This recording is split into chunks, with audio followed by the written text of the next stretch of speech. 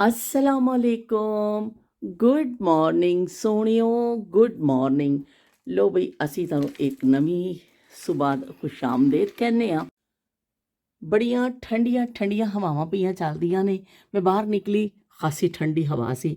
सुबह मैं थोड़े जे कपड़े धो के फोले सन ते अच्छी खासी ठंडी हवा वे और दूर तक ਜਿਹੜਾ ਹੈ ਤਾਂ ਸन्नाटा ਤੁਹਾਨੂੰ ਨਜ਼ਰ ਆ ਰਿਹਾ ਨਾ। ਇੱਥੇ ਕੋਈ ਬੰਦਾ ਨਾ ਬਸ਼ਰ, ਕਿਉਂਕਿ ਸਭ ਲੋਕ ਛੁੱਟੀ ਦਾ ਦਿਨ ਹੈ, ਜਾਂ ਤੇ ਘਰਾਂ 'ਚ ਸੁੱਤੇ ਹੋਏ ਨੇ ਤੇ ਜਾਂ ਫਿਰ ਕੀ ਕਹਿੰਦੇ ਨੇ ਕਿਤੇ ਗਏ ਹੋਏ ਨੇ। ਬਹਰਹਾਲ ਗਾੜੀਆਂ ਤਾਂ ਖਾਸੀਆਂ ਖੜੀਆਂ ਨੇ, ਪਰ ਐਵੇਂ ਕਿ ਬੰਦਾ ਬਸ਼ਰ ਕੋਈ ਨਜ਼ਰ ਨਹੀਂ ਪਿਆ ਆਉਂਦਾ। ਮੈਂ ਨਹਾ ਕੇ ਨਿਕਲੀ ਤੇ ਮੈਨੂੰ ਇਹ ਨਜ਼ਰ ਆ ਗਿਆ ਜੀ ਯੂਸਫ ਦਾ ਦੋ ਨੀਚੇ ਪਏ ਨੇ, ਇੱਕ ਹੈ ਉੱਪਰ ਪਿਆ ਵੇ। ਇਹ ਮੈਂ ਬੜੀ ਇੰਝ ਰੱਖ ਦਿੱਤੇ ਨੇ ਕਿ ਚਲੋ ਜਿੱਥੇ ਮੈਂ ਜਾਵਾਂ ਮੈਨੂੰ ਨਜ਼ਰ ਆਉਂਦੀ ਰਵੇ। ਅੱਜ ਪੁਰਾਣੀ ਪੇਟੀ 'ਚੋਂ ਤੇਰੀਆਂ ਯਾਦਾਂ ਕੱਢ ਕੇ ਧੁੱਪੇ ਪਾਈਆਂ ਨੇ, ਅੱਖਾਂ ਭਰ ਆਈਆਂ ਨੇ ਤੇ ਪੁਰਾਣੀ ਪੇਟੀ 'ਚੋਂ ਬਈ ਅੱਜ ਯਾਦਾਂ ਨਿਕਲ ਆਈਆਂ ਨੇ ਤੇ ਅਸੀਂ ਅੱਖਾਂ ਫਿਰ ਨਾਲ ਭਰ ਆਉਂਦੀਆਂ ਨੇ। ਤੇ ਮੈਂ ਫਿਰ ਨਾਈ ਕਰਨ ਵਾਸਤੇ ਉੱਪਰ ਆਈ ਸਾਂ, ਕੰਮਕਾਜ ਸਾਰਾ ਨਿਪਟਾਇਆ। ਇਹ ਮੈਂ ਉਸ ਦਿਨ ਇੱਥੇ ਕੱਪੜਾ ਜਿਹੜਾ ਵਿਛਾਉਂਦੀ ਆ, ਇਹ ਮੈਂ ਧੋਤਾ ਸੀ, ਇੱਥੇ ਲਿਆ ਕੇ ਠੱਪ ਕੇ ਰੱਖ ਦਿੱਤਾ। ਹੁਣ ਮੈਂ ਕੱਲ੍ਹ ਸਾਰੀਆਂ ਚੀਜ਼ਾਂ ਚੁੱਕ ਕੇ ਨਾ ਫਿਰ ਨੀਚੇ ਵਿਛਾ ਕੇ ਤੇ ਫਿਰ ਦੁਬਾਰਾ ਰੱਖਾਂਗੀ। ਲੇਕਿਨ ਇਹ ਥੋੜ੍ਹਾ ਲੰਬਾ ਕੰਮ ਹੈ ਤੇ ਅੱਜ ਤੇ ਅਸੀਂ ਇਹਨੂੰ ਨਹੀਂ ਕਰਦੇ ਹਾਂ, ਫਿਰ ਇਨਸ਼ਾਅੱਲਾ ਕੱਲ੍ਹ ਵਾਲਾ ਅਸੀਂ ਇਹ ਕੰਮ ਕਰਾਂਗੇ। ਮੁਸਤਫਾ ਦੀ ਅਲਮਾਰੀ ਇਹਨਾਂ ਦੇ ਬੱਚੇ ਆਪਣੇ ਸਮਾਨ ਲੈ ਗਏ ਨੇ, ਖਾਸੀਆਂ ਚੀਜ਼ਾਂ ਚਲੀਆਂ ਗਈਆਂ ਨੇ, ਬਸ ਹੁਣ ਤੇ ਖਾਲੀ ਅਲਮਾਰੀਆਂ ਹੀ ਨੇ। ਤੇ ਇਹ ਦੇਖੋ ਜੀ, ਮੁਸਤਫਾ ਆਪਣੀ ਕਲਾਸ 'ਚ ਇੱਥੇ ਜਦੋਂ ਹੁੰਦਾ ਸੀ ਕਲਾਸ 'ਚ ਬੈਠਾ ਹੈ। Hello Mustafa, hello young boy, hello young boy. ਤੇ ਇਹ ਵੀ ਜੀ ਮੁਸਤਫਾ ਯੰਗ ਬੋਏ ਆਪਣੀ ਕਲਾਸ ਵਿੱਚ ਸੀ। ਇਹਨਾਂ ਨੇ ਚੀਜ਼ਾਂ ਲਾਈ ਹੋਈਆਂ ਨੇ, ਕੁਛ ਯੂਸਫ ਨੇ ਆਪਣੇ ਲਾਈਆਂ ਹੋਈਆਂ ਨੇ ਇੱਥੇ ਤੇ ਕੁਛ ਮੁਸਤਫਾ ਨੇ ਲਾਈਆਂ ਹੋਈਆਂ ਸਨ। ਇਹ ਯੂਸਫ ਬਣਾ ਕੇ ਲੈ ਕੇ ਆਇਆ ਸੀ ਆਪਣੀ। ਓਏ ਹੋਏ ਹੋਏ ਦੇਖੋ ਬਈ, ਹੈਲੋ ਯੂਸਫ। ਤੇ ਮੈਂ ਬਸ ਉੱਪਰ ਆਈ ਨਾ ਤੇ ਫਿਰ ਇਸਾ ਖੋਲ ਕੇ ਦੇਖ ਲੈਣੀ ਆ, ਕੁਛ ਨਾ ਕੁਛ ਬੱਚਿਆਂ ਦੀ ਯਾਦਾਂ ਜਿਹੜੀਆਂ ਨੇ ਮਿਲ ਜਾਂਦੀਆਂ ਨੇ। ਇਹ ਵੀ ਮੁਸਤਫਾ ਸਕੂਲ ਤੋਂ ਬਣਾ ਕੇ ਲੈ ਕੇ ਆਇਆ ਸੀ, ਆਪਣੇ ਹੱਥਾਂ ਨਾਲ ਉਹਨੇ ਲਿਖਿਆ ਸੀ। ਇਹ ਛੋਟੇ ਛੋਟੇ ਪੀਸ ਕੱਟ ਕੇ ਨਾ ਉੱਥੇ ਲਿਖਵਾਇਆ ਸੀ ਸਕੂਲ ਵਿੱਚ, ਬੱਚਿਆਂ ਨੂੰ ਕਿਹਾ ਸੀ ਆਪਣੇ ਆਪਣੇ ਨਾਂ ਲਿਖੋ। ਤੇ ਇੱਥੇ ਇਸ ਤਰ੍ਹਾਂ ਹੀ ਲੱਗਿਆ, ਜਦੋਂ ਮੁਸਤਫਾ ਲਾਇਆ ਸੀ ਥੋੜ੍ਹਾ ਟੇੜਾ ਹਿਲਾ ਦਿੱਤਾ ਸੀ। ਮੈਂ ਕਿਹਾ ਮੁਸਤਫਾ ਆਪਣੇ ਥੋੜ੍ਹਾ ਟੇੜਾ ਲਗਾ ਦਿਓ, ਤਾਂ ਇਸ ਤਰ੍ਹਾਂ ਹੀ ਲੱਗਿਆ ਹੋਇਆ। ਅਸੀਂ ਉਹਨੂੰ ਛੇੜਿਆ ਨਹੀਂ, ਹੁਣ ਖਾਸੀ ਖਸਤਾ ਹਾਲਤ ਵਿੱਚ ਹੋ ਗਿਆ, ਲੇਕਿਨ ਚਲੋ ਜਿੰਨਾ ਚਿਰ ਲੱਗਿਆ ਵੇ ਲੱਗਿਆ ਰਵੇ। ਇਸ ਤਰਫੋਂ ਵੀ ਮੈਂ ਵਿਊ ਦੇਖ ਲੈਣੀ ਆ। ਦੂਰ ਜਿਹੜਾ ਸਾਨੂੰ ਨਜ਼ਰ ਆ ਰਹੇ ਨੇ ਬੱਦਲ, ਤੇ ਕਦੀ ਧੁੱਪੇ ਤੇ ਕਦੀ ਬੱਦਲ ਹੀ। ਅੱਜ ਸਾਰਾ ਦਿਨ ਇਸ ਤਰ੍ਹਾਂ ਹੀ ਰਹਿਣਾ ਵੇ। ਤੇ ਅਸੀਂ ਨੀਚੇ ਕੰਮਕਾਜ ਨਿਪਟਾ ਕੇ ਫਿਰ ਮੈਂ ਉੱਪਰ ਆ ਗਈ। ਮੈਂ ਕਿਹਾ ਚਲੋ ਅੱਜ ਨਾਈ ਕਰਕੇ ਆਈਏ ਤੇ ਥੋੜ੍ਹਾ ਉੱਪਰ ਮੈਂ ਰੂਮ 'ਚ ਜਾਣਾ ਸੀ, ਸਭ ਤੋਂ ਉੱਪਰ ਵਾਲੇ ਰੂਮ 'ਚ। ਉੱਥੇ ਨਾ ਕੁਛ ਇੱਕ ਦੋ ਚੀਜ਼ਾਂ ਮੈਂ ਕੱਢਣੀਆਂ ਸਨ ਤੇ ਮੈਂ ਕਿਹਾ ਚਲੋ ਅੱਜ ਅਸੀਂ ਥੋੜ੍ਹਾ ਜਿਹਾ ਕਮਰਿਆਂ ਨੂੰ ਹਵਾ ਵੀ ਲਵਾਈਏ। ਥੋੜ੍ਹੀ ਦੇਰ ਮੈਂ ਖੋਲ੍ਹ ਦੇਣੀ ਆ ਹਲਕੀ ਜਿਹੀ ਵਿੰਡੋ, ਤਾਂ ਕਿ ਹਵਾ ਫਿਰ ਜਾਵੇ ਕਮਰਿਆਂ ਵਿੱਚ। ਤੇ ਫਿਰ ਜਦੋਂ ਮੈਂ ਉੱਪਰੋਂ ਕੰਮ ਨਿਪਟਾ ਕੇ ਆਵਾਂਗੀ ਨਾ ਤੇ ਫਿਰ ਮੈਂ ਬੰਦ ਕਰ ਦੇਵਾਂਗੀ, ਥੋੜ੍ਹੀ ਜਿਹੀ ਉੱਪਰ ਵਾਲੇ ਪੋਰਸ਼ਨ 'ਚ ਹਵਾ ਲੱਗ ਜਾਂਦੀ ਹੈ। ਤੇ ਚਲੋ ਜੀ ਅਸੀਂ ਉੱਪਰ ਚੱਲਦੇ ਹਾਂ ਰੂਮ ਵਿੱਚ। ਜੋ कहते थे हमसे सदा हम तुम्हारे जमाने में सबसे जिन्हें हम थे प्यारे वही आज हम से खफा हो गए। वो वादे मोहब्बत के क्या हो गए, क्या हो गए। ਚਲੋ ਜੀ ਪਹਿਲੇ ਤਾਂ ਮੈਂ ਲਾਈਟ ਖੋਲਾਂ ਤੇ ਫਿਰ ਮੁਹੱਬਤ ਦੇ ਵਾਅਦਿਆਂ ਦੀ ਗੱਲ ਕਰਦੇ ਆ। ਯੂਸਫ ਹੋਰਾਂ ਦਾ ਕੁਝ ਸਮਾਨ ਤੇ ਚਲਾ ਗਿਆ ਵੇ, ਕੁਛ ਇਹ ਸਾਰੇ ਪੈਕਟ ਬਣਾ ਕੇ ਬੰਡਲ ਸ਼ੰਡਲ ਸਾਰੇ ਤਿਆਰ ਕਰਕੇ ਰੱਖ ਕੇ ਗਏ ਨੇ। ਤੇ ਇਹ ਫਿਰ ਦੁਬਾਰਾ ਤੋਂ ਬੁੱਕ ਹੋਏਗਾ। ਕੁਛ ਚਲਾ ਗਿਆ, ਕੁਛ ਐਸਾ ਸਮਾਨ ਹੈ ਜਿਹੜਾ ਫੌਰੀ ਨਹੀਂ ਚਾਹੀਦਾ ਸੀ, ਉਹ ਡੱਬਿਆਂ ਦੀ ਸ਼ਕਲ 'ਚ ਮਹਿਫੂਜ਼ ਕਰ ਦਿੱਤਾ ਗਿਆ ਵੇ ਤੇ ਆਹਿਸਤਾ ਆਹਿਸਤਾ ਸਮਾਨ ਜਾਂਦਾ ਜਾ ਰਿਹਾ ਵੇ। कमरे में आ गई। मैं एक चीज़ तलाश करन आई सा, थोड़ा जा कमरा भी साफ करना सी, क्योंकि काफ़ी दिन हो गए ऊपर आई नहीं सा। नीचे जरा दरमियान वाला पोर्शन है उत्थे ते चलो थोड़ा चक्कर लगता रहिंदा है, मैं नालों नाल डस्टिंग वगैरह कर देनी हाँ। लेकिन एवे कि उपर सब तो उपर पोर्शन च आण च ना थोड़ा टाइम लगता वे। वो फिर की कहंदे ने ਕਾਫੀ ਦਿਨ ਬਾਅਦ ਆਉਣਾ ਹੁੰਦਾ। ਅੱਜ ਮੈਂ ਇੱਕ ਆਪਣੀ ਸ਼ਰਟ ਤਲਾਸ਼ ਕਰ ਰਹੀ ਸਾਂ, ਇੱਕ ਦੋ ਚੀਜ਼ਾਂ ਉੱਪਰੋਂ ਲੈਣੀਆਂ ਸਨ ਤੇ ਮੈਂ ਕਿਹਾ ਕਿ ਚਲੋ ਮੈਂ ਉੱਪਰ ਚੱਲਦੀ ਹਾਂ। ਹੁਣ ਹੌਲੀ ਹੌਲੀ ਚੜ੍ਹ ਕੇ ਉੱਪਰ ਆਈ ਹਾਂ ਤੇ ਖਾਸਾ ਮੈਨੂੰ ਖਲਾਰਾ ਨਜ਼ਰ ਆ ਰਿਹਾ ਕਿ ਮਤਲਬ ਇੱਕ ਥੋੜ੍ਹਾ ਜਿਹਾ ਲੱਗ ਰਿਹਾ ਕਿ ਸਾਫ਼ ਹੋਣਾ ਚਾਹੀਦਾ ਕਿਉਂਕਿ ਖਾਸੇ ਦਿਨ ਹੋ ਗਏ ਬੱਚਿਆਂ ਨੂੰ ਗਏ ਹੋਏ ਤੇ ਹੁਣ ਉਹ ਕੀ ਕਹਿੰਦੇ ਨੇ ਉਸ ਤੋਂ ਬਾਅਦ ਫਿਰ ਜਿਹੜਾ ਨਾ ਉਸ ਤਰ੍ਹਾਂ ਸਫਾਈ ਨਹੀਂ ਹੋਈ ਤੇ ਹੁਣ ਮੈਨੂੰ ਨੀਚੇ ਫਿਰ ਦੁਬਾਰਾ ਜਾਣਾ ਪੈਣਾ ਹੈ। ਇੱਕ ਬੈੱਡ ਸ਼ੀਟ ਲੈ ਕੇ ਆਵਾਂਗੀ, ਫਿਰ ਮੈਂ ਚੇਂਜ ਕਰਾਂਗੀ ਇੱਥੇ ਦੀ ਬੈੱਡ ਸ਼ੀਟ ਤੇ ਕੀ ਇਹਦੇ ਕਵਰ ਵਗੈਰਾ ਤੇ ਫਿਰ ਚਲੋ ਥੋੜਾ ਵੈਕਿਊਮ ਕਰ ਦਾਂਗੀ। ਲੇਕਿਨ ਚਲੋ ਮੈਂ ਕਰਾਂਗੀ, ਲੇਕਿਨ ਪਹਿਲੇ ਮੈਂ ਕਿਹਾ ਕਿ ਮੈਂ ਥੋੜਾ ਜਿਹਾ ਤੁਹਾਨੂੰ ਤੁਹਾਡਾ ਗੱਲਬਾਤ ਕਰ ਲਵਾਂ। ਕਮੀਜ਼ ਮੈਂ ਢੂੰਡਣ ਵਾਸਤੇ ਆਈ ਸਾਂ, ਕਮੀਜ਼ ਮੇਰੀ ਮਿਲ ਗਈ ਏ। ਕਮੀਜ਼ ਤੇਰੀ ਕਾਲੀ ਨੀ ਸੋਹਣੇ ਫੁੱਲਾਂ ਵਾਲੀ, ਤੇ ਕਮੀਜ਼ ਤੇਰੀ ਕਾਲੀ ਤੇ ਸੋਹਣੇ ਫੁੱਲਾਂ ਵਾਲੀ। ਲੋ ਵੀ ਇਤਫਾਕ ਨਾਲ ਕਾਲੀ ਕਮੀਜ਼ ਹੀ ਪਾਈ ਹੋਈ। ਮੈਂ ਤੇ ਵੀ ਗਾਤਾ ਸੀ, ਉਹ ਪਤਾ ਹੀ ਨਹੀਂ ਚੱਲਿਆ ਕਿ ਵਾਕਈ ਮੈਂ ਕਾਲੀ ਕਮੀਜ਼ ਪਾਈ ਏ। ਤੇ ਲੋ ਵੀ ਇਹ ਵਾਲਾ ਸੂਟ ਜਿਹੜਾ ਮੇਰਾ ਨਾ ये वाला मेरा सूट जो है देख लो तुसी, पता नहीं नज़र भी आ रहा कि नहीं। ਇਹ ਮੈਂ ਸਵਾਇਆ ਸੀ ਮੇਰਾ ਖਿਆਲ ਅੱਜ ਤੋਂ 3 ਸਾਲ ਪਹਿਲੇ 3 ਸਾਲ ਪਹਿਲੇ ਸਵਾਇਆ ਸੀ। ਅਲਕਰਮ ਬ੍ਰਾਂਡ ਦਾ ਵੇ ਔਰ ਉਹ ਗੋਟੇ ਦੇ ਕੰਮ ਵਾਲਾ। ਇਹ ਤੇ ਗੋਟੀ ਵੀ ਲੱਗੀ ਹੋਈ ਏ ਔਰ ਬੜਾ ਅੱਛਾ ਵੇ, ਨਾਲ ਦਬਕੇ ਦਾ ਕੰਮ ਏ ਔਰ ਅਲਕਰਮ ਫੈਂਸੀ ਵਿੱਚ ਮੈਂ ਲਿਆ ਸੀ। ਇਹ ਅਸੀਂ ਪਾਕਿਸਤਾਨ ਤੋਂ ਪਾਰਸਲ ਮੰਗਾਇਆ ਸੀ, ਖੁਦ ਨਹੀਂ ਮਤਲਬ ਗਏ ਸਾਂ ਕੱਪੜੇ ਆਨਲਾਈਨ ਆਰਡਰ ਕਰਕੇ ਸਿਲਵਾ ਕੇ ਦਰਜੀ ਕੋਲੋਂ ਤੇ ਮੇਰੀ ਸਿਸਟਰ ਨੇ ਭੇਜੇ ਸਨ। ਤੇ ਲੇਕਿਨ ਇਹ ਇਸ ਤਰ੍ਹਾਂ ਹੋਇਆ ਕਿ ਦਰਜੀ ਨੇ ਇਹ ਸ਼ਦੀਦ ਖਰਾਬ ਕਰ ਦਿੱਤਾ ਸੀ ਮੇਰਾ ਸੂਟ। ਇੰਨਾ ਪਿਆਰਾ ਸੂਟ ਸੀ ਕਿ ਮੈਂ ਬੜੇ ਸ਼ੌਕਾਂ ਦੇ ਨਾਲ ਇਹ ਲਿਆ ਸੀ ਤੇ ਇਹਦੇ ਤੇ ਕੰਮ ਵੀ ਬੜਾ ਪਿਆਰਾ ਸੀ ਔਰ ਖਾਸ ਕਰ ਬਰਾਊਨ ਕਲਰ ਮੈਨੂੰ ਬੜਾ ਪਸੰਦ ਸੀ। ਬਹਰਹਾਲ ਦਰਜੀ ਨੇ ਕਮੀਜ਼ ਵੀ ਖਾਸੀ ਉੱਚੀ ਕਰ ਦਿੱਤੀ ਔਰ ਇਹਦਾ ਗਲਾ ਵੀ ਜਿਹੜਾ ਬਹੁਤ ਜ਼ਿਆਦਾ ਅਜੀਬ ਕਿਸਮ ਦਾ ਉਹਨੇ ਵੱਡਾ ਜਿਹਾ ਕਰਕੇ ਔਰ ਇਸ ਤਰ੍ਹਾਂ ਕਰਕੇ ਨਾ ਮੈਂ ਪਾਨੀ ਆ ਤਾਂ ਇਸ ਤਰ੍ਹਾਂ ਹੋ ਜਾਂਦਾ ਵੇ, ਯਾਨੀ ਕਿ ਮਜ਼ੇਦਾਰ ਨਹੀਂ ਕਟਿੰਗ ਉਹਨੇ ਕੱਢੀ। ਹਾਲਾਂਕਿ ਉਹਨੇ ਸਿਲਾਈ ਖਾਸੀ ਲਈ। ਇਹ 2 ਸੂਟ ਮੈਂ ਸਿਲਵਾਏ ਸਨ ਤੇ ਉਹਨੇ ਮੇਰਾ ਖਿਆਲ 3,500 ਸਿਲਾਈ ਲਈ ਤੇ ਬੂਟਾ ਪੁੱਟ ਕੇ ਸੂਟਾਂ ਦਾ ਸਾਡੇ ਹਵਾਲੇ ਕਰ ਦਿੱਤਾ ਕਿ ਲੋ ਬਈ ਇਹ ਤੁਸੀਂ ਲੈ ਲਓ ਤੋਹਫਾ। ਇੰਨਾ ਦੁੱਖ ਲੱਗਿਆ ਸੀ ਮੈਨੂੰ, ਈਦ ਦੇ ਮੌਕੇ ਤੇ ਅਸੀਂ ਸਿਲਵਾਇਆ ਸੀ ਸੂਟ। ਇੰਨਾ ਦੁੱਖ ਲੱਗਿਆ ਸੀ ਮੈਨੂੰ ਕਿ ਮੈਂ ਸੂਟ ਪਾਇਆ ਹੀ ਨਹੀਂ। ਅੱਜ ਤੱਕ ਮੈਂ ਜਿਸਮ ਤੇ ਟੱਚ ਨਹੀਂ ਕੀਤਾ ਸੂਟ, ਬਿਲਕੁਲ ਪਾਇਆ ਹੀ ਨਹੀਂ ਕਿਉਂਕਿ ਕਮੀਜ਼ ਵੀ ਉੱਚੀ ਹੋ ਗਈ ਖਾਸੀ ਜਿੰਨੀ ਮੈਂ ਲੈਂਥ ਪਾਉਂਦੀ ਹਾਂ, ਕਿਉਂਕਿ ਮੈਂ ਬਹੁਤ ਜ਼ਿਆਦਾ ਉੱਚੀਆਂ ਕਮੀਜ਼ਾਂ ਨਹੀਂ ਪਾਉਂਦੀ ਹਾਂ। ਤੇ ਉਦੋਂ ਦਾ ਮੇਰਾ ਸੂਟ ਜਿਹੜਾ ਨਾ ਇਸ ਤਰ੍ਹਾਂ ਬਸ ਟੰਗਿਆ ਹੋਇਆ ਸੀ ਅਲਮਾਰੀ 'ਚ, ਕਦੀ ਕਦੀ ਆ ਕੇ ਦੇਖ ਲੈਂਦੀ ਹਾਂ, ਪਰ ਐਵੇਂ ਕਿ ਮੈਂ ਪਾਇਆ ਨਹੀਂ ਸੀ। ਤੇ ਹੁਣ ਇਹ ਗੋਟੇ ਦਾ ਬੜਾ ਫੈਸ਼ਨ ਆ ਰਿਹਾ। ਤੇ ਆਰਬਾ उस दिन आई ना तो उन्हें ऊपर रूम में आई और उसे देखा तो उन्हें कहा कि आपका तो इतना अच्छा आप गोटे वाला सूट तलाश कर रही हैं, आपका तो ऊपर इतना अच्छा गोटे वाला जो है वो सूट टंगा हुआ है, आप वो क्यों नहीं पहन लेती हैं, एक दिन वहाँ पे आप ना खरीदें, उसी को करें। मैं क्या मैं उच्ची कमीज़ का मैं की करा, नीचे या तो कोई पैच वगैरह ऐसा मिले या कुछ मैं लावां। ਤੇ ਉਹ ਫਿਰ ਮੈਨੂੰ ਬਸ ਉਸ ਦਿਨ ਦਾ ਜ਼ੇਨ ਵਿੱਚ ਐ ਸੀ ਕਿ ਮੈਂ ਜਾ ਕੇ ਵਾਕਈ ਦੇਖਾਂ ਤੇ ਸਹੀ ਨਾ। ਤੇ ਉਹ ਮੈਂ ਅੱਜ ਆਈ ਹਾਂ ਤੇ ਵਾਕਈ ਹੁਣ ਗੋਟੀ 'ਚ ਲੱਗੀ ਹੋਈ ਹੈ ਜਿੱਤੇ ਪੱਤੀਆਂ ਛੱਤੀਆਂ, ਕੰਮ ਵੀ ਅੱਛਾ ਹੋਇਆ। ਤੇ ਹੁਣ ਮੈਂ ਇਹਨੂੰ ਸੋਚ ਰਹੀ ਸਾਂ ਕਿ ਇਹਨੂੰ ਥੋੜ੍ਹਾ ਜਿਹਾ ਮੈਂ ਲੈ ਕੇ ਜਾਵਾਂ ਨੀਚੇ ਔਰ ਇਹਨੂੰ ਕੁਛ ਜ਼ੇਨ ਲੜਾਵਾਂ। ਅਗਰ ਇਹਨੂੰ ਹੀ ਅਸੀਂ ਦੁਬਾਰਾ ਤੋਂ ਕੁਛ ਕਰਕੇ ਪਾ ਲਈਏ ਤਾਂ ਠੀਕ ਹੈ ਬਈ, ਗੋਟੇ ਦਾ ਸ਼ੌਕ ਵੀ ਪੂਰਾ ਹੋ ਜਾਏਗਾ ਤੇ ਕੁਛ ਹੋ ਜਾਏਗਾ। ਮੈਂ ਆਰਬਾ ਨੂੰ ਵੈਸੇ ਕਹਿ ਕੇ ਭੇਜਿਆ ਸੀ कि आरबा नू कि भी तो देखती रवी, अगर तेन कोई ऐसा पैच या कोई ऐसा कपड़ा कोई ऐसी चीज़ मिले जिहड़ी इहदे नीचे ला के असी इनू लेंथ इहदी बढ़ा लईए। और गले का तो हुण कुछ नहीं हो सकता जिहड़ा खराब हो गया होवे, जर एक दफ़ा कपड़ा कट जाता होवे तो फिर तो उहदा कुछ नहीं होता, कुछ भी नहीं हो सकता उसका। तो मैं कहा गले का तो कुछ नहीं, चलो मैं दुपट्टा लै लांगे ऊपर, लेकिन लेंथ अगर बढ़ जाए तो फिर असी इहदा कुछ करांगे। तो इस तरह फिर मैं इस चक्कर में आई सा कि मैं लैके आवां, ਦੇਖਾਂ ਇਹਨੂੰ ਕਿ ਇਹਦੇ 'ਚ ਕੀ ਹੋ ਸਕਦਾ ਵੇ। ਥੋੜ੍ਹਾ ਮਸ਼ਵਰਾ ਕਰਾਂ ਆਪਣੀ ਸਿਸਟਰ ਦੇ ਨਾਲ ਵੀ, ਅਗਰ ਇਹਨੂੰ ਹੀ ਅਸੀਂ ਕਰ ਲਈਏ ਤਾਂ ਸ਼ਾਦੀ 'ਤੇ ਇਹ ਵੀ ਪਾਇਆ ਜਾ ਸਕਦਾ ਵੇ। ਅਤੇ ਇਸ ਚੱਕਰ ਵਿੱਚ ਉੱਪਰ ਆ ਗਈ, ਉੱਪਰ ਦੇਖਿਆ ਤਾਂ ਬਈ ਯਾਦਾਂ ਪੁਰਾਣੀਆਂ। ਮੈਨੂੰ ਇਸ ਕਮਰੇ ਦੇ ਨਾਲ ਬੜੀ ਮੁਹੱਬਤ ਹੈ। ਮੈਂ ਤੁਹਾਨੂੰ ਪਹਿਲੇ ਵੀ ਇੱਕ ਦਿਨ ਦੱਸਿਆ ਸੀ ਕਿ ਮੈਂ ਆਪਣੇ YouTube ਚੈਨਲ ਦਾ ਆਗਾਜ਼ ਇੱਥੋਂ ਹੀ ਕੀਤਾ ਸੀ ਅਤੇ ਇੱਥੇ ਬੈਠ ਕੇ ਮੈਂ ਇਸ 'ਤੇ ਲਾਈਵ ਕਰਨੀ ਹੁੰਦੀ ਸਾਂ। ਉਦੋਂ ਮੈਂ ਲਾਈਵ ਬਹੁਤ ਕਰਦੀ ਸਾਂ ਤੇ ਉਹ ਬਹੁਤ ਸਾਰੇ ਦੋਸਤ ਆਉਂਦੇ ਸਨ। ਹੁਣ ਮੇਰਾ ਹਾਲੇ ਵੀ ਕਰਦਾ ਹੈ ਔਰ YouTube ਵੱਲੋਂ ਵੀ ਬਾਜ਼ ਦਫਾ ਮੈਸੇਜ ਆਉਂਦੇ ਨੇ ਕਿ ਤੁਸੀਂ ਲਾਈਵ ਕਰੋ।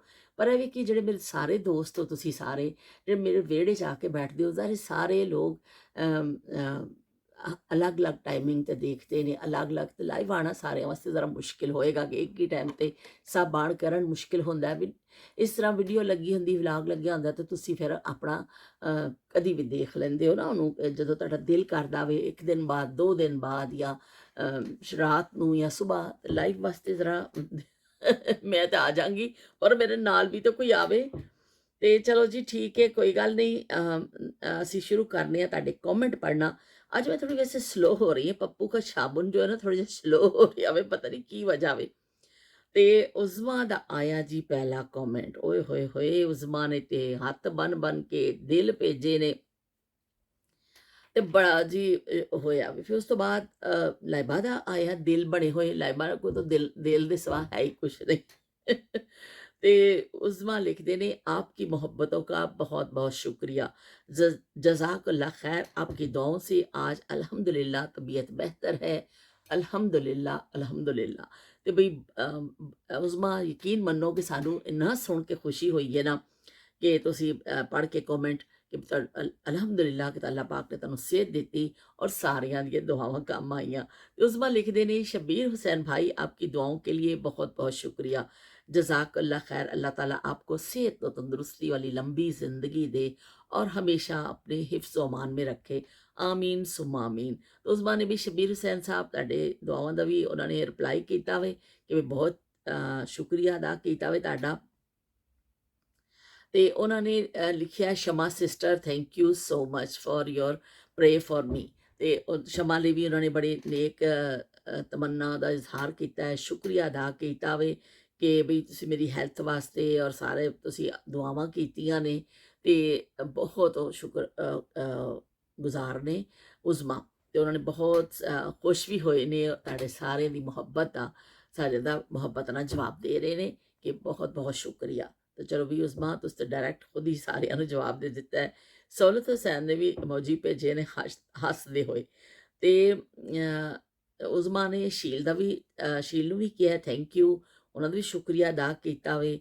ਤੇ ਨਾਲ ਕੀ ਕਹਿੰਦੇ ਨੇ ਬਹੁਤ ਬਹੁਤ ਜਿਹੜਾ ਨਾ ਉਹਨਾਂ ਨੇ ਕਿਹਾ ਕਿ ਤੁਸੀਂ ਮੇਰੇ ਵਾਸਤੇ ਜੇ ਦੁਆਵਾਂ ਕੀਤੀਆਂ ਨੇ ਤੇ ਬਹੁਤ ਜ਼ਿਆਦਾ ਸ਼ੁਕਰੀਆ ਅਦਾ ਕੀਤਾ। ਉਜ਼ਮਾ ਨੇ ਵੀ ਸਾਰਿਆਂ ਦਾ ਵਾਰੋ ਵਾਰੀ ਸ਼ੁਕਰੀਆ ਅਦਾ ਕਰ ਦਿੱਤਾ। ਉਜ਼ਮਾ ਨੇ ਕੀ ਕਹਿੰਦੇ ਉਧਾਰ ਕਿਸੇ ਦਾ ਨਹੀਂ ਰੱਖਿਆ, ਸਾਰਿਆਂ ਨੂੰ ਨਾਲੋਂ ਨਾਲ ਜਿਹੜਾ ਨਾ ਉਜ਼ਮਾ ਨੇ ਕਰ ਦਿੱਤਾ ਵੇ ਰਿਪਲਾਈ।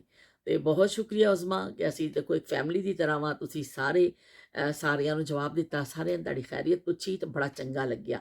ਇਹ ਸਿਰਫ ਦੇਖੋ ਇੱਕ ਕਮੈਂਟ ਉਸ ਤਰਫੋਂ ਆਇਆ, ਇੱਕ ਕਮੈਂਟ ਇਸ ਤਰਫੋਂ ਹੋਇਆ, ਪਰ ਐਵੇਂ ਇਹਦੇ ਨਾਲ ਕਿੰਨਾ ਜ਼ਿਆਦਾ ਸਾਡੀਆਂ ਮੁਹੱਬਤਾਂ ਜਿਹੜੀਆਂ ਕਿੰਨੀਆਂ ਬੜੀਆਂ ਔਰ ਕਿੰਨਾ ਚੰਗਾ ਲੱਗਦਾ ਵੇ ਕਿਸ ਤਰ੍ਹਾਂ ਇੱਕ ਦੂਸਰੇ ਦੇ ਨਾਲ ਪਿਆਰ ਕਰਨਾ ਔਰ ਇੱਕ ਦੂਸਰੇ ਦੇ ਨਾਲ ਮੁਹੱਬਤ ਦੇ ਨਾਲ ਰਹਿਣਾ।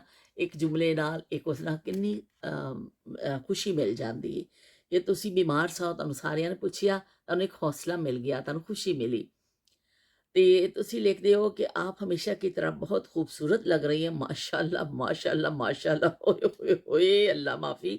आपके अंदर का हुस्न आपके चेहरे पर झलकता है, माशाल्लाह। अल्लाह ताला आपको सदा ऐसे ही खुशबाश और हंसता मुस्कुराता रखे, आमीन सुम्मा आमीन। नाल उज़्मा ने बहुत सारे दिल बना ਦਿੱਤੇ ਨੇ। ਤੇ ਉਜ਼ਮਾ ਵੀ ਬਹੁਤ ਸ਼ੁਕਰੀਆ ਤੁਹਾਡੀ ਮੁਹੱਬਤਾਂ ਦਾ। ਮੈਂ ਹੁਣ ਇਸ ਤੋਂ ਜ਼ਿਆਦਾ ਕਮੈਂਟ ਨਹੀਂ ਕਰ ਸਕਦੀ, ਤੁਸੀਂ ਤੇ ਖੁਦ ਹੀ ਇੰਨੀ ਦਫਾ ਮਾਸ਼ਾਅੱਲਾ ਕਹਿ ਦਿੱਤਾ ਕਿ ਮੇਰੇ ਹੁਣ ਮਾਸ਼ਾਅੱਲਾ ਕਹਿਣ ਦੀ ਸ਼ਾਇਦ ਜ਼ਰੂਰਤ नहीं।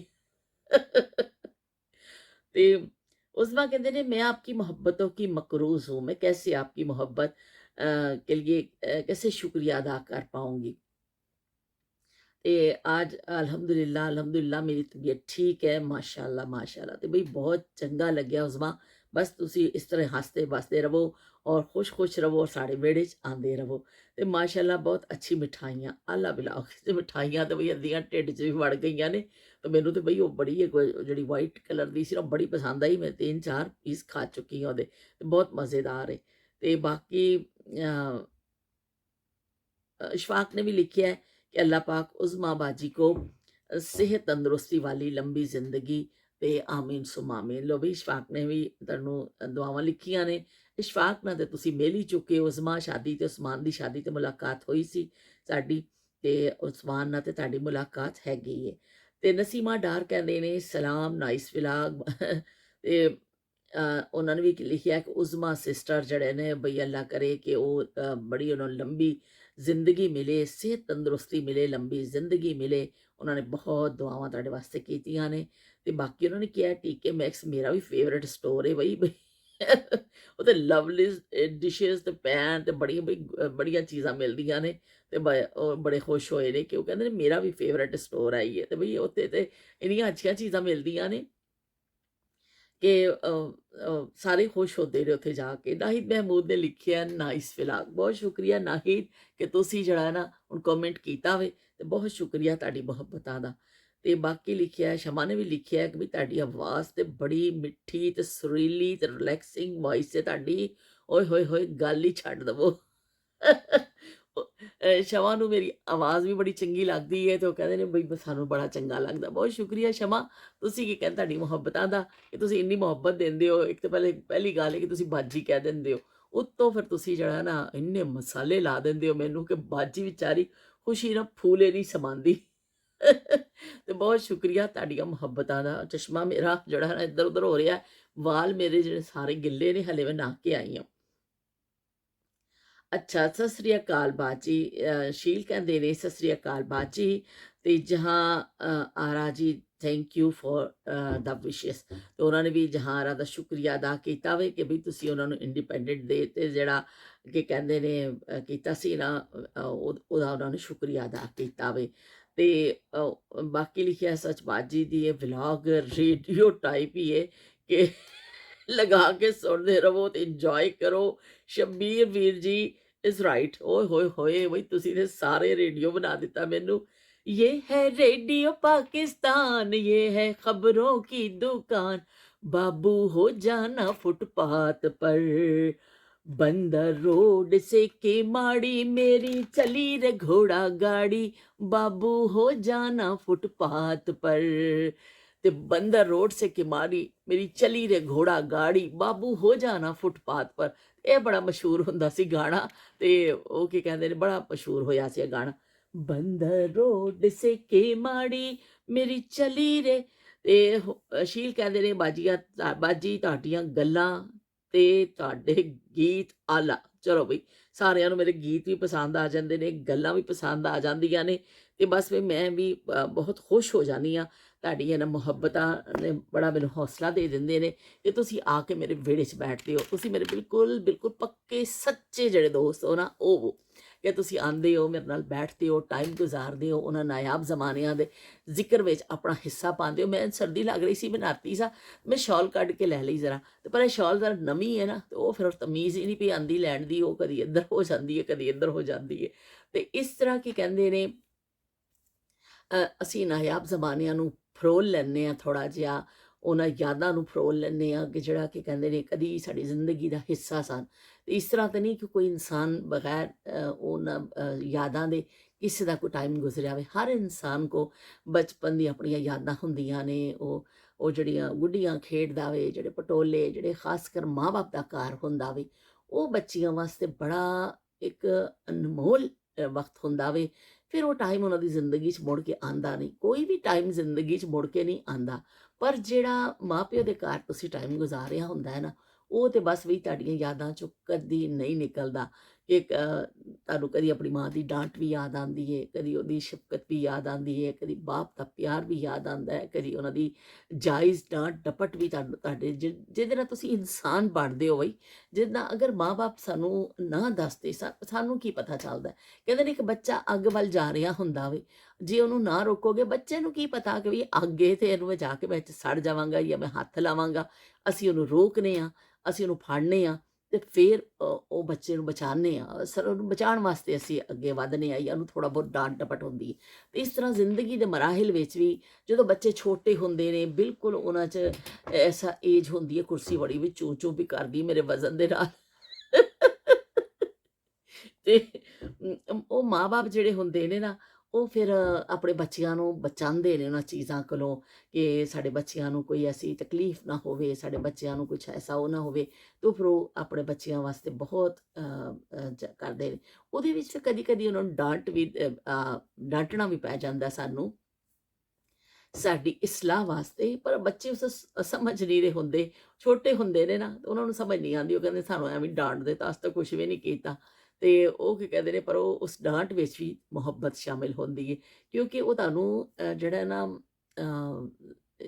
ਇੱਕ ਸਿੱਧਾ ਰਸਤੇ ਵੱਲ ਲਿਜਾਣਾ ਚਾਹੁੰਦੇ ਨੇ ਮਾਂ-ਬਾਪ ਆਪਣੇ। ਕੋਈ ਵੀ ਮਾਂ-ਬਾਪ ਹੈ ਨਾ ਦੁਨੀਆ 'ਚ, ਉਹ ਇਹੀ ਚਾਹੁੰਦਾ ਕਿ ਮੇਰਾ ਬੱਚਾ ਜਿਹੜਾ ਹੈ ਨਾ ਇੱਧਰ-ਉੱਧਰ ਨਾ ਭਟਕੇ, ਸਿੱਧੇ ਰਸਤੇ ਤੇ ਚਲੇ।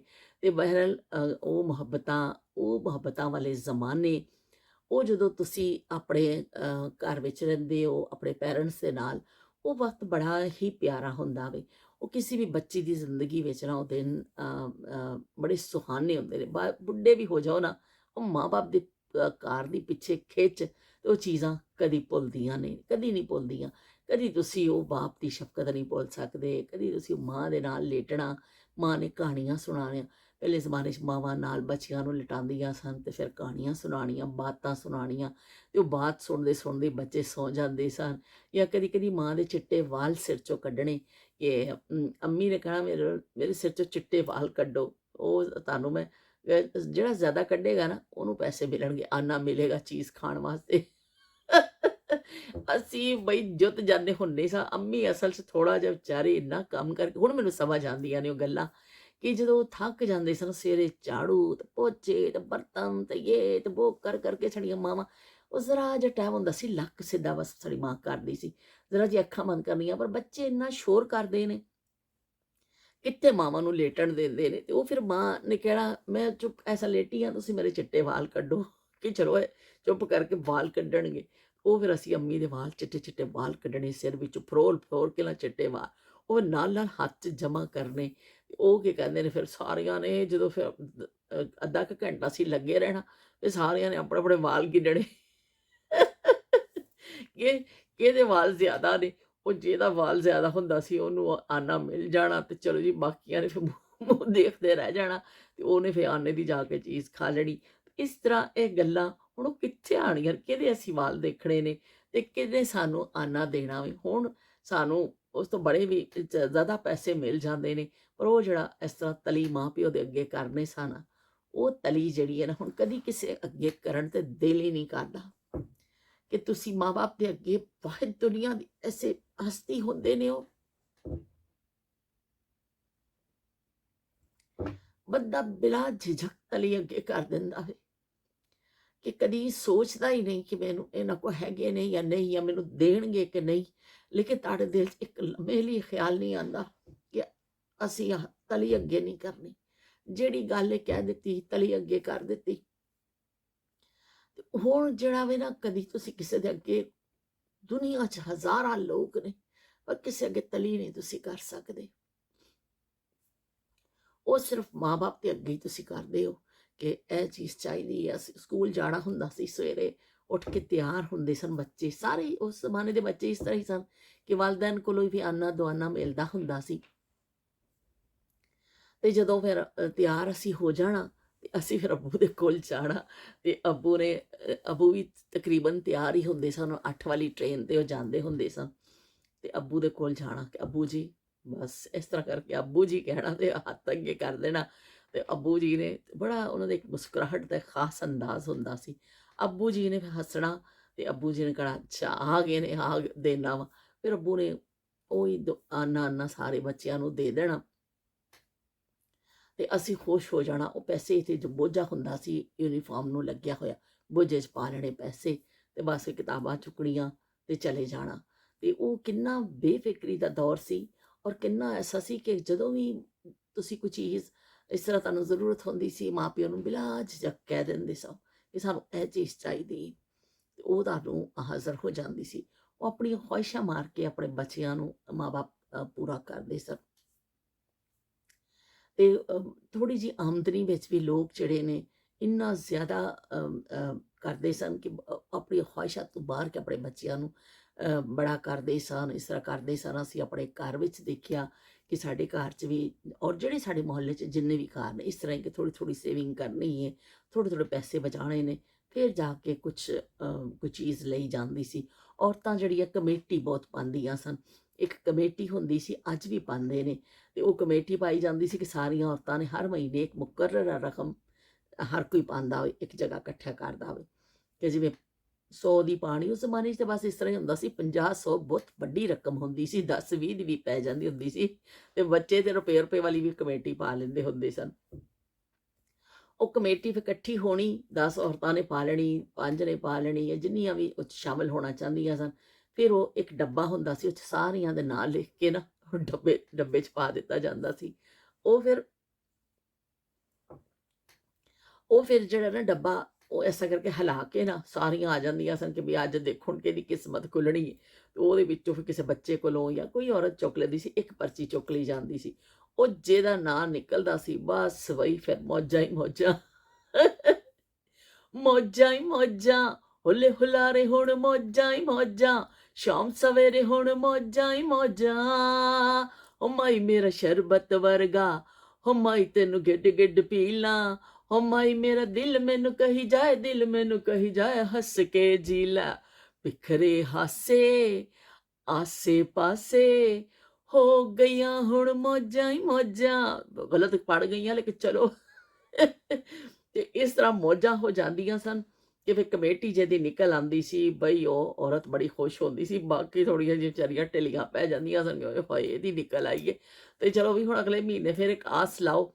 ਤੇ ਉਹ ਤਕਰੀਬਨ 10-12 ਔਰਤਾਂ ਨੇ, ਫਿਰ ਸਾਲ ਚੱਲਦੀ ਸੀ। ਫਿਰ ਸਾਲ 'ਚ ਜਦੋਂ ਉਹ ਵੀ ਪੈਸੇ ਜਦੋਂ ਮਿਲਦੇ ਸਨ ਕਮੇਟੀ ਦੇ, ਕਿ ਹਰ ਮਹੀਨੇ ਹਲੇ ਤੁਹਾਨੂੰ ਮਿਲ ਤੇ ਗਈ ਹੈ ਲੇਕਿਨ ਬਾਕੀ ਹਲੇ ਤੁਸੀਂ ਬਕਾਇਆ ਦੇਣੇ ਨੇ ਹਰ ਮਹੀਨੇ, ਉਹਦੀ ਸਮਝੋ ਕਿਸ਼ਤ ਵਾਲਾ ਹਿਸਾਬ ਹੁੰਦਾ ਸੀ।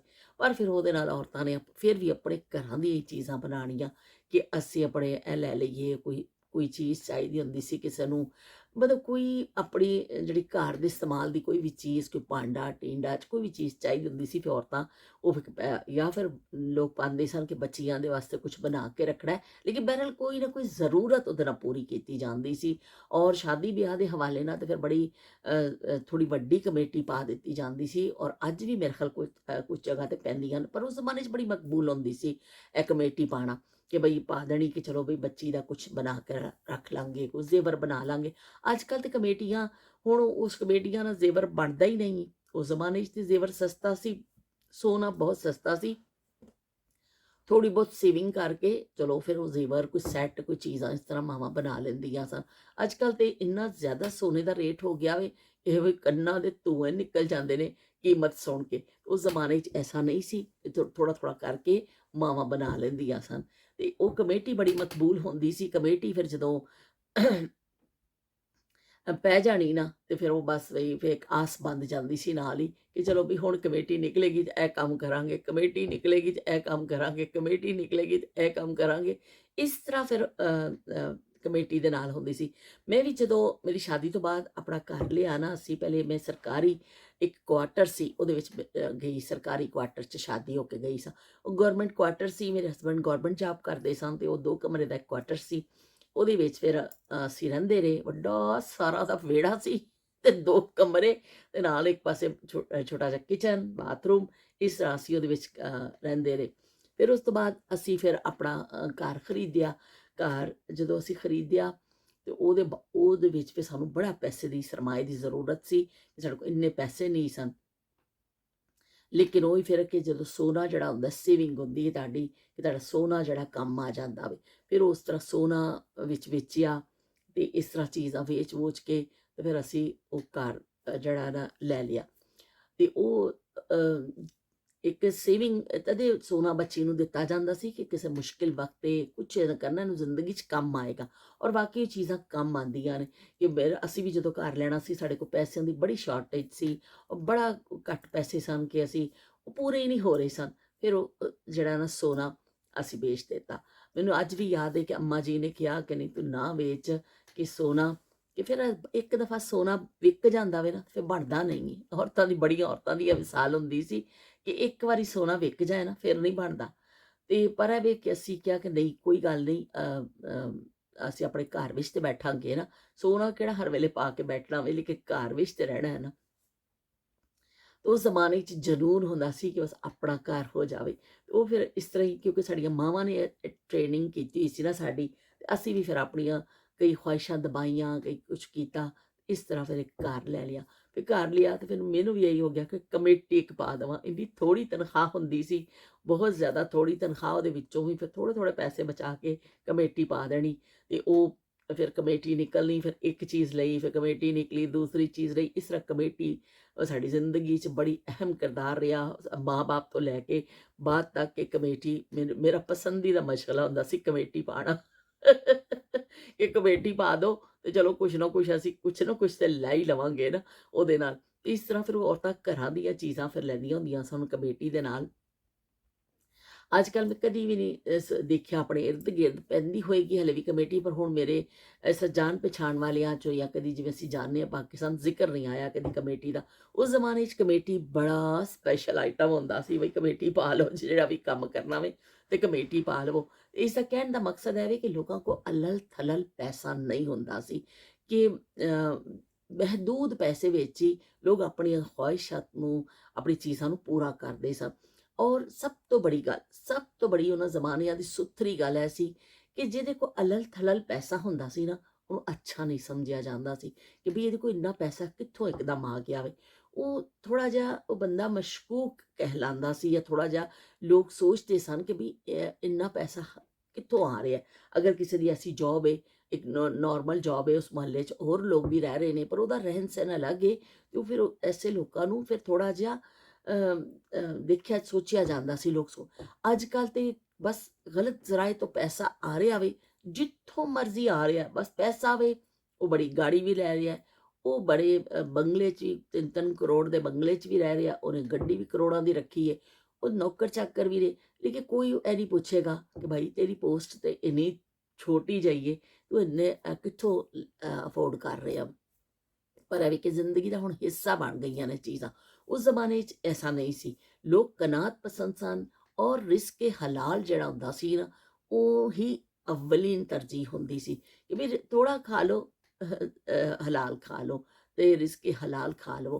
ਕਿਸੇ ਦਾ ਨਾ ਹੱਕ ਮਾਰੋ, ਨਾ ਕੋਈ ਚੋਰੀ ਕਰੋ, ਨਾ ਕਿਸੇ ਨਾਲ ਜ਼ਿਆਦਤੀ ਕਰੋ, ਨਾ ਕੋਈ 2 ਨੰਬਰ ਕੰਮ ਕਰੋ, ਨਾ ਮਿਲਾਵਟ ਕਰੋ, ਨਾ ਕੁਝ ਕਰੋ। ਬਸ ਜਿੰਨਾ ਵੇ ਨਾ ਉਨੇ 'ਚ ਖਾ ਲਓ, ਤੇ ਬਈ ਸਬਜ਼ੀ ਦਾਲ ਦੇ ਨਾਲ ਰੋਟੀ ਖਾ ਲੈਣੀ, ਸਾਦੇ ਜਿਹੇ ਕੱਪੜੇ ਪਾ ਲੈਣੇ, ਤੇ ਸਾਦੇ ਸਾਦੇ ਘਰਾਂ 'ਚ ਰਹਿ ਲੈਣਾ, ਤੇ ਅੱਲਾ ਅੱਲਾ ਖੈਰ ਸਲਾ। ਪਰ ਕਿਸੇ ਦਾ ਹੱਕ ਮਾਰਨਾ ਜਾਂ ਕਿਸੇ ਨੂੰ ਇਸ ਤਰ੍ਹਾਂ ਕਰਨਾ, ਉਹ ਕਦੀ ਵੀ ਜਿਹੜਾ ਨਾ ਨਹੀਂ ਪਸੰਦੀਦਾ ਨਹੀਂ ਸੀ। ਲੋਕ ਪਸੰਦ ਹੀ ਨਹੀਂ ਕਰਦੇ ਸਨ ਉਸ ਚੀਜ਼ ਨੂੰ ਕਿ ਅਸੀਂ ਕੀ ਕਹਿੰਦੇ ਨੇ ਇਸ ਤਰ੍ਹਾਂ ਦੇ ਕਿਸੇ ਕੰਮ 'ਚ ਪਾਈਏ।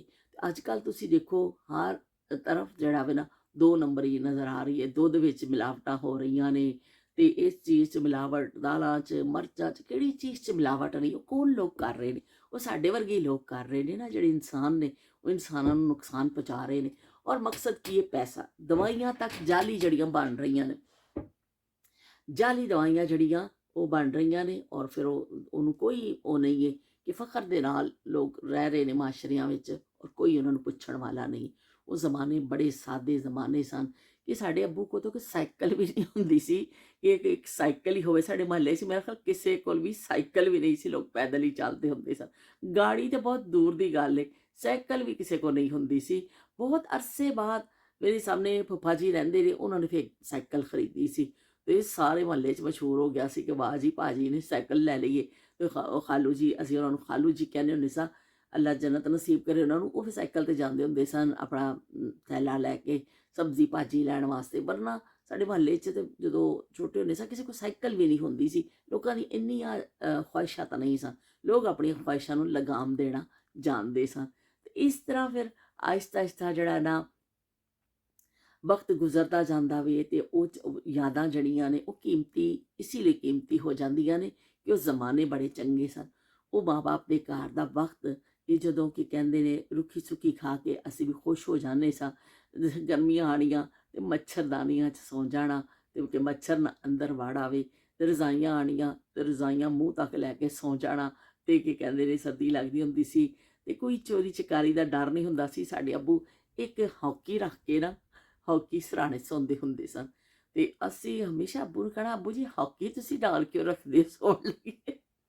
ਅੱਬੂ ਨੇ ਕਹਿਣਾ ਜੇ ਕੋਈ ਚੋਰ ਸ਼ੋਰ ਆ ਜਾਵੇ ਨਾ, ਤੇ ਫਿਰ ਬੰਦੇ ਕੋਲ ਕੋਈ ਚੀਜ਼ ਹੋਣੀ ਚਾਹੀਦੀ। ਉਹ ਹੌਕੀ, ਅੱਜ ਕੱਲ੍ਹ ਇੰਨਾ ਅਸਲਾ ਆ ਗਿਆ, ਓਏ ਹੋਏ ਹੋਏ, ਕਿ ਮਿੰਟ ਮਿੰਟ ਤੇ ਲੋਕ ਜਿਹੜਾ ਨਾ ਦੂਸਰੇ ਨੂੰ ਮਾਰ ਦਿੰਦੇ ਨੇ। ਤਾਂ ਵੈਸੇ ਲਰਜ਼ਾਖੇਜ਼ ਵਾਕਿਆਤ ਅਸੀਂ ਪੜ੍ਹਨੇ ਆ ਜਾਂ ਸੁਣਨੇ ਆ ਜਾਂ ਵੀਡੀਓਜ਼ ਦੇਖਦੇ ਹਾਂ।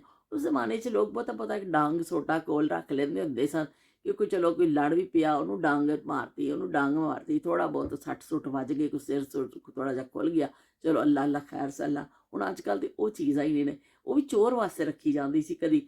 ਬਸ ਇੱਕ ਹੌਕੀ ਸਾਡੇ ਅੱਬੂ ਨਾਲ ਰੱਖਦੇ ਹੁੰਦੇ ਸਨ, ਔਰ ਇੱਕ ਹੁੰਦੀ ਸੀ ਟਾਰਚ। ਟਾਰਚ ਬੜੀ ਉਦੋਂ ਇਸਤੇਮਾਲ ਹੁੰਦੀ ਸੀ। ਨਾਯਾਬ ਜ਼ਮਾਨੇ ਦਾ ਜ਼ਿਕਰ ਆ ਗਿਆ, ਤੇ ਥੋੜ੍ਹਾ ਟਾਰਚ ਦਾ ਵੀ ਅਸੀਂ ਜ਼ਿਕਰ ਕਰ ਲਈਏ ਕਿ ਟਾਰਚ ਜਿਹੜੀ ਹੈ ਨਾ, ਉਹ ਸੈੱਲ ਉਹਦੇ ਵਿੱਚ ਪੈਂਦੇ ਸਨ, ਔਰ ਫਿਰ ਰੋਸ਼ਨੀ ਹੋ ਜਾਂਦੀ ਸੀ ਸੈੱਲ ਪਾ ਕੇ। ਬਸ ਉਹ ਰਾਤ ਨੂੰ ਫਿਰ ਇਸ ਤਰ੍ਹਾਂ ਕਿਤੇ ਜਾਣਾ ਕਰਨਾ, ਕੋਈ ਅਚਾਨਕ ਆ ਗਿਆ ਤਾਂ ਟਾਰਚ ਜਿਹੜੀ ਹੈ ਨਾ ਇਸਤੇਮਾਲ ਹੁੰਦੀ ਸੀ। ਅਤੇ ਇਸ ਤਰ੍ਹਾਂ ਫਿਰ ਜਿਹੜੀਆਂ ਚੀਜ਼ਾਂ ਚੱਲਦੀਆਂ ਗਈਆਂ।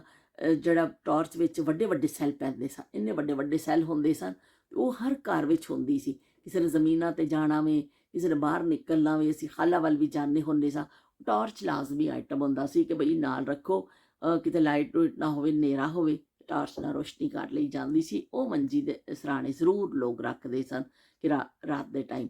ਇਹ ਇੱਕ ਛੋਟਾ ਹੋਣਾ ਤੇ ਚਲੋ ਟਾਰਚ ਰੱਖ ਲੈਣੀ, ਅੱਲਾ ਅੱਲਾ ਖੈਰ ਸੱਲਾ। ਛੋਟੀਆਂ ਛੋਟੀਆਂ ਦੀਵਾਰਾਂ ਸਨ, ਕਿਉਂਕਿ ਕੁੱਦ ਕੇ ਵੀ ਆਰਾਮ ਨਾਲ ਆ ਸਕਦਾ ਸੀ। ਪਰ ਇਸ ਤਰ੍ਹਾਂ ਕਦੀ ਇੰਨਾ ਫਿਕਰ ਹੀ ਨਹੀਂ ਹੋਈ ਸੀ ਕਿ ਨਾ ਕੋਈ ਬੱਚਿਆਂ ਦਾ ਅਗਵਾ ਹੁੰਦਾ ਸੀ ਉਹਨਾਂ ਜ਼ਮਾਨਿਆਂ 'ਚ, ਅਤੇ ਨਾ ਕੋਈ ਕੁਛ ਹੁੰਦਾ ਸੀ, ਨਾ ਇਸ ਤਰ੍ਹਾਂ ਰੇਪ ਹੁੰਦੇ ਸਨ।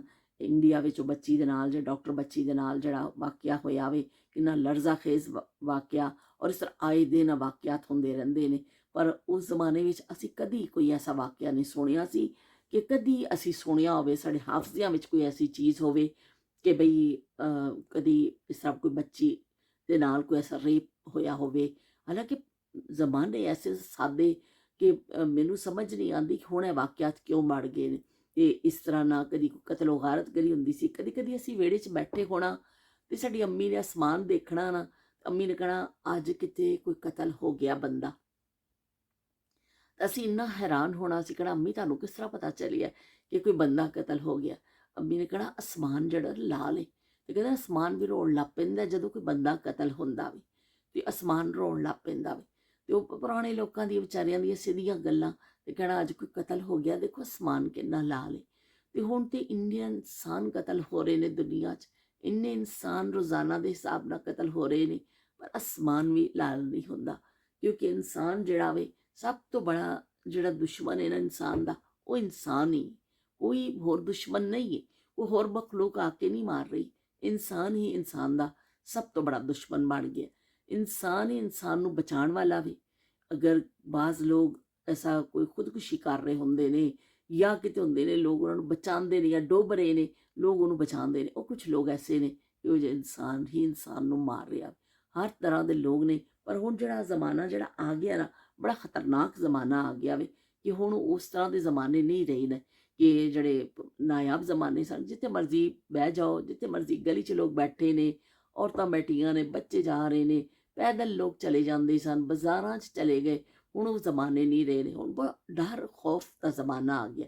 ਹੁਣ ਤੁਹਾਡੇ ਹੱਥ 'ਚ ਮੋਬਾਈਲ ਹੋਵੇ ਜਾਂ ਪਰਸ ਹੋਵੇ, ਤੁਸੀਂ ਕਿਤੇ ਨਿਕਲੋ 10 ਦਫਾ ਤੁਹਾਨੂੰ ਲੋਕ ਕਹਿਣਗੇ ਕਿ ਉਹ ਖੁਦਾ ਦਾ ਵਾਸਤਾ ਆਪਣੇ ਪਰਸ ਦੀ ਹਿਫਾਜ਼ਤ ਕਰਿਓ, ਆਪਣੇ ਫੋਨ ਦੀ ਹਿਫਾਜ਼ਤ ਕਰਿਓ, ਇਹਨੂੰ ਇਸ ਤਰ੍ਹਾਂ ਕਰੀਏ ਤੁਹਾਡੇ ਕੋਲ ਕੋਈ ਖੋ ਕੇ ਲੈ ਜਾਏ। ਪਿਛਲੀ ਦਫਾ ਜਦੋਂ ਮੈਂ ਗਈ ਹਾਂ ਪਾਕਿਸਤਾਨ, ਬੂਰੇ ਵਾਲਾ ਇਸ ਤਰ੍ਹਾਂ ਹੀ ਸਾਡੇ ਨਾਲ ਵਾਕਿਆ ਹੋਇਆ ਕਿ ਮੈਂ ਔਰ ਸਾਮਿਆ ਜਾ ਰਹੇ ਸਾਂ, ਔਰ ਇੱਕਦਮ ਮੋਟਰਸਾਈਕਲ ਵਾਲੇ ਆਏ ਨੇ, ਔਰ ਉਹਨਾਂ ਨੇ ਇੱਕਦਮ ਝਪਟਾ ਮਾਰਿਆ ਸਾਮਿਆ ਦੇ ਹੱਥ ਵਿੱਚ।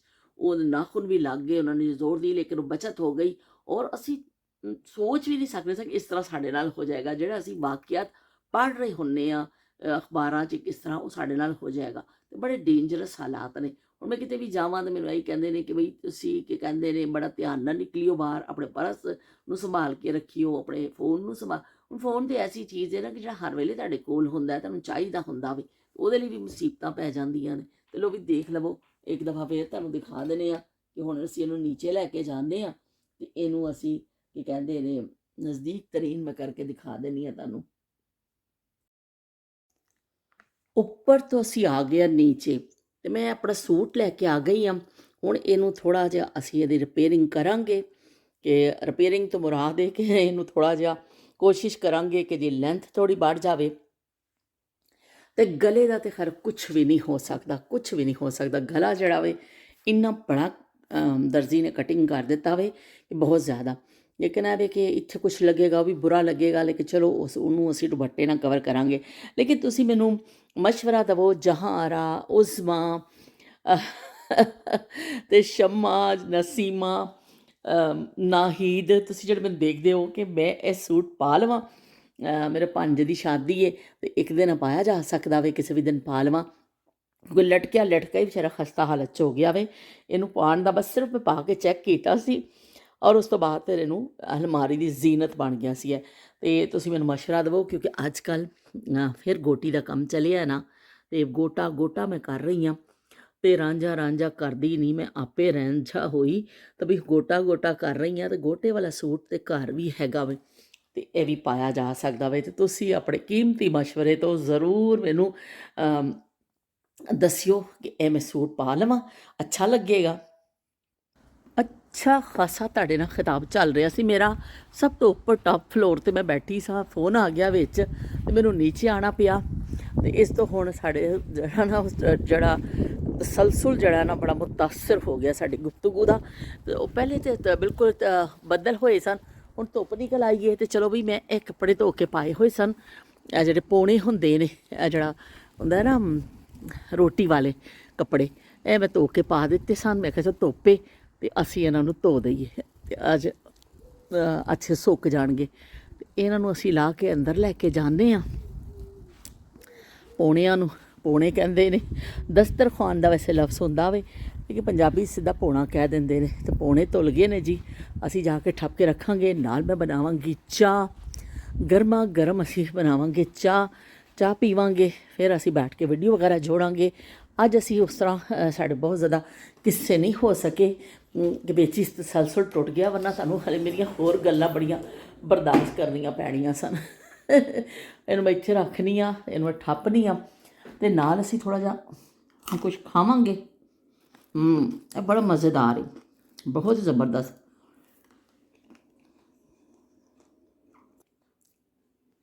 ਕੰਮ ਤੋਂ ਫਾਰਗ ਹੋਏ ਅਸੀਂ, ਨਾਲ ਥੋੜ੍ਹਾ ਜਿਹਾ ਅਸੀਂ ਖਾਵਾਂਗੇ ਇਹ ਡਰਾਈ ਫਰੂਟ ਅਤੇ ਨਾਲ ਅਸੀਂ ਪੀਵਾਂਗੇ ਗਰਮਾ ਗਰਮ ਚਾਹ ਦਾ ਵੱਡਾ ਸਾਰਾ ਕੱਪ। ਛੋਟੇ ਕੱਪ ਨਾਲ ਤਾਂ ਆਪਣੀ ਤਸੱਲੀ ਨਹੀਂ ਹੁੰਦੀ। ਅਤੇ ਨਾਲ ਅਸੀਂ ਖਾਵਾਂਗੇ ਤੁਰਕੀ ਵਾਲੀ ਮਿਠਾਈ। ਇਹਦੇ ਵਿੱਚ 2 ਫਲੇਵਰ ਨੇ, ਇੱਕ ਸ਼ਾਇਦ ਪਿਸਤਾ ਵਾਲਾ ਫਲੇਵਰ ਹੈ, ਇੱਕ ਇਹ ਵਾਲਾ ਵੀ। ਮੈਨੂੰ ਇਹ ਵਾਈਟ ਵਾਲਾ ਬੜਾ ਚੰਗਾ ਲੱਗਿਆ ਵੀ, ਇਹਦਾ ਟੇਸਟ ਜ਼ਿਆਦਾ ਮੈਨੂੰ ਅੱਛਾ ਲੱਗਿਆ। ਹਾਲਾਂਕਿ ਇਹਦੇ ਵਿੱਚ ਪਿਸਤਾ ਵੀ ਹੈ ਲੇਕਿਨ ਇਹਦੇ ਵਿੱਚ ਇਹ ਮੈਨੂੰ ਜ਼ਿਆਦਾ ਅੱਛਾ ਲੱਗਿਆ। ਅਤੇ ਚਲੋ ਜੀ ਅਸੀਂ ਇਹ ਨਾਲ ਖਾਂਦੇ ਹਾਂ ਅਤੇ ਨਾਲ ਅਸੀਂ ਕੀ ਕਹਿੰਦੇ ਨੇ ਥੋੜ੍ਹਾ ਜਿਹਾ ਹੁਣ ਬੈਠ ਕੇ ਵੀਡੀਓ ਵਗੈਰਾ ਜੋੜੀਏ ਆਪਣੀ, ਕਿ ਸਾਰਾ ਬਾਕੀ ਦਾ ਕੰਮ ਕਰੀਏ। ਖਾਣ ਪਕਾਉਣ ਦਾ ਵੀ ਥੋੜ੍ਹਾ ਜਿਹਾ ਸਿਲਸਿਲਾ ਰਹਿੰਦਾ ਵੇ ਸਾਡਾ। ਅਤੇ ਫਿਰ ਮਿਲਦੇ ਹਾਂ ਇੰਸ਼ਾਅੱਲਾ ਇੱਕ ਨਵੀਂ ਗੱਲ ਦੇ ਨਾਲ, ਨਵੀਂ ਯਾਦ ਦੇ ਨਾਲ। ਤੁਸੀਂ ਕਮੈਂਟ ਕਰਨਾ ਨਾ ਭੁੱਲਿਓ। ਅੱਜ ਦਾ ਵਲੌਗ ਜਿਹੜਾ ਸਾਡਾ ਵਿੱਚ ਹੀ ਤਸਲਸਲ ਖਰਾਬ ਹੋ ਗਿਆ ਥੋੜ੍ਹੀ ਜਿਹੀ ਉਹਦੀ ਵਜ੍ਹਾ ਦੇ ਨਾਲ, ਲੇਕਿਨ ਚਲੋ ਕੋਈ ਗੱਲ ਨਹੀਂ, ਅਸੀਂ ਮਿਲਦੇ ਰਹਾਂਗੇ ਅਤੇ ਗੱਲਬਾਤ ਕਰਦੇ ਰਹਾਂਗੇ। ਤੇਰੇ ਨਾਲ ਨਾਲ ਨਾਲ ਵੇ ਮੈਂ ਰਹਿਣਾ, ਤੇਰੇ ਨਾਲ ਨਾਲ ਨਾਲ ਵੇ ਮੈਂ ਰਹਿਣਾ। ਮੈਂ ਤੇਰੇ ਹਾਣ ਦੀ ਦੁਨੀਆ ਜਾਣਦੀ, ਤੂੰ ਏ ਮੇਰਾ ਗਹਿਣਾ। ਤੇਰੇ ਨਾਲ ਨਾਲ ਨਾਲ ਵੇ ਮੈਂ ਰਹਿਣਾ। ਗੁੱਸੇ ਹੋਇਆ ਨਾ ਕਰ ਮੇਰੇ ਜਾਨੀਆਂ, ਐ ਲੈ ਤੇਰੇ ਪੈਰਾਂ ਨੂੰ ਹੱਥ ਲਾਨੀਆਂ। ਮੈਨੇ ਰੋਜ਼ ਰੋਜ਼ ਰੋਜ਼ ਪੈਰੀ ਪੈਣਾ, ਮੈਨੇ ਰੋਜ਼ ਰੋਜ਼ ਰੋਜ਼ ਪੈਰੀ ਪੈਣਾ। ਮੈਂ ਤੇਰੇ ਹਾਣ ਦੀ ਦੁਨੀਆ ਜਾਣਦੀ, ਤੂੰ ਏ ਮੇਰਾ ਗਹਿਣਾ। ਤੇਰੇ ਨਾਲ ਨਾਲ ਨਾਲ ਵੇ ਮੈਂ ਰਹਿਣਾ। ਤਾਂ ਚਲੋ ਵੀ ਤੇਰੇ ਨਾਲ ਨਾਲ, ਤੁਹਾਡੇ ਨਾਲ ਨਾਲ ਹੀ ਅਸੀਂ ਰਹਿਣਾ ਵੇ, ਅਤੇ ਨਾਲ ਨਾਲ ਗੱਲਾਂ ਸਾਡੀਆਂ ਚੱਲਦੀਆਂ ਰਹਿਣਗੀਆਂ। ਹੁਣ ਅਸੀਂ ਤੁਹਾਡੇ ਕੋਲ ਇਜਾਜ਼ਤ ਚਾਹੁੰਦੇ ਹਾਂ, ਫਿਰ ਮਿਲਾਂਗੇ। ਅੱਲਾ ਹਾਫਿਜ਼, ਰੱਬ ਰਾਖਾ।